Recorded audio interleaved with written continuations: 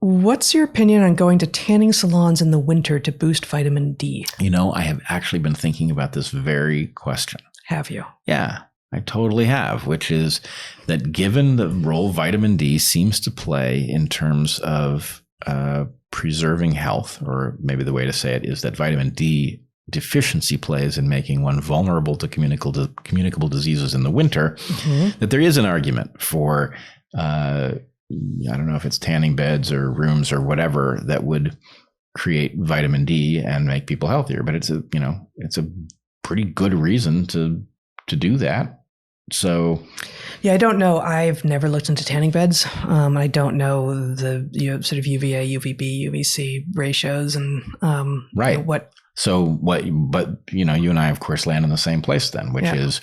There ought to be tanning beds that are tuned to minimize the risk and maximize the vitamin D creation benefit. But the chances that they're likely to be the ones that exist for people to get winter tans indoors seems small to me. Right. On the other hand, if people understood the connection between vitamin D deficiency and ill health, then the market might create such things. Sure it would. For one thing, it's got to be, I don't want to say it has to be, but it's probably pretty close to trivial to add a setting that would allow you to dial in the nature of the tanning device so that it gave you the optimal thing for whatever you were trying to accomplish. Well, I guess one other thing that I don't know that's relevant to this question is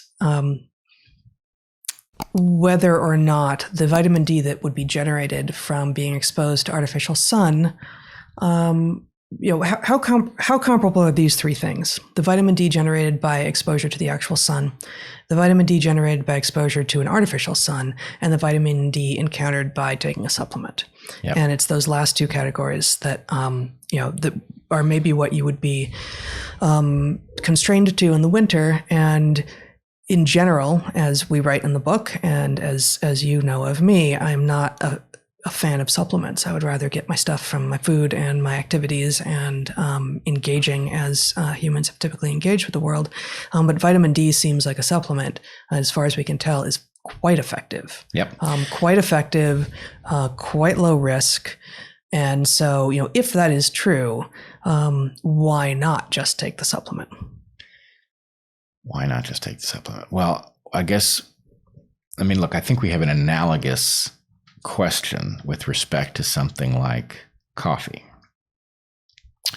Okay. That basically, because you've got a complex system that has detectors on it, or in the case of vitamin D, it has synthesizers in the skin, that there's really just a question of, do you want to get that update by plugging in an Ethernet cable, or do you want to get that update over the Wi-Fi?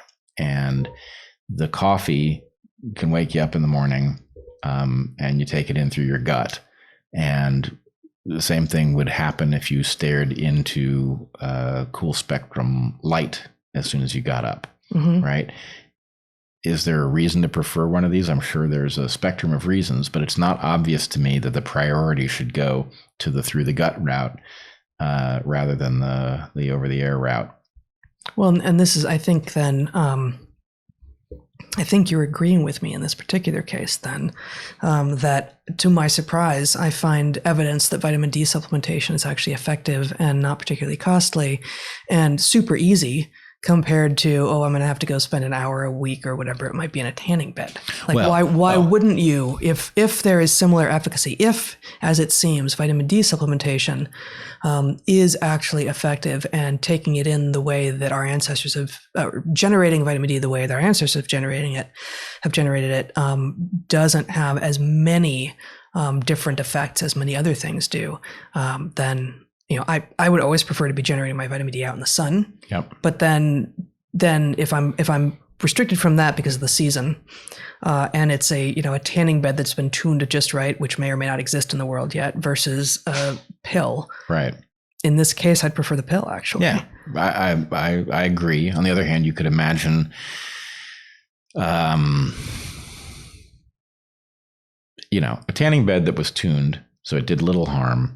Gave you some tan and created vitamin D, that would be an attractive option to people. You're saying I look pale.